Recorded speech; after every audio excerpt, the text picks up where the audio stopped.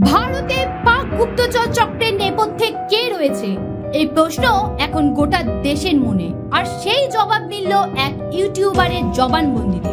সম্প্রতি পাক চর সন্দেহে গ্রেপ্তার করা হয়েছে পাঞ্জাবের বাসিন্দা ইউটিউবার জসবীর সিংকে। তদন্তকারী সংস্থার জেরায় একের পর এক চাঞ্চল্যকর তথ্য ফাঁস করেছেন তিনি। দাবি করেছেন পাকিস্তানের এক প্রাক্তন পুলিশ অফিসারই ভারতে গুপ্তচর চক্র চালাচ্ছেন। এই ব্যক্তির নাম নাসির ঢিল্লো। পাকিস্তান পুলিশের সাব ইন্সপেক্টর ছিলেন তিনি।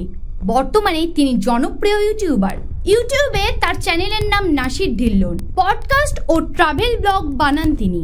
দেশ বিদেশ ঘুরে বিভিন্ন সংস্কৃতি ও খাবারের কথা তুলে ধরেন। তবে এসবের আড়ালেই নাকি চলে গুপ্তচর বৃত্তি, এমনই বিস্ফোরক অভিযোগ করেছেন জসবীর সিং। জসবীর জানিয়েছেন, নাসির ঢিল্লোর মাধ্যমেই তার সঙ্গে পাকিস্তানের গোয়েন্দা সংস্থা ISI এর কর্তাদের আলাপ হয়। এমনকি আরো একজন ধৃত পাক চর সন্দেহে অভিযুক্ত জ্যোতির সঙ্গেও তার আলাপ করিয়ে দেন নাসির।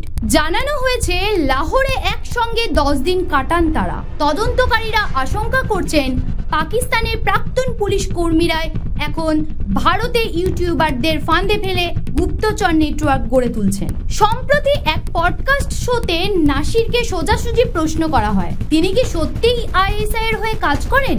এর জবাবে তিনি কোনো স্পষ্ট উত্তর না দিয়ে শুধু হেসে উড়িয়ে দেন বিষয়টি। তদন্তে আরও উঠে এসেছে গত 2020, 2021 এবং 2024 সালে জসবীর পাকিস্তান সফরে গিয়েছিলেন। শুধু তাই নয়, পাকিস্তানের জাতীয় দিবস উপলক্ষে দিল্লির পাক হাই কমিশনের একটি অনুষ্ঠানে তিনি অংশ নিয়েছিলেন। এই অনুষ্ঠানের আমন্ত্রণ পাঠিয়েছিলেন এক ব্যক্তি যার নাম ড্যানিশ। আর ড্যানিশের সঙ্গেও জসবীরের আলাপ করিয়ে দিয়েছিলেন নাসির ঢিল্লো। এখানেই শেষ নয়, জসবীরের মোবাইল ও অন্যান্য ইলেকট্রনিক ডিভাইসের ফরেনসিক পরীক্ষা চলছে।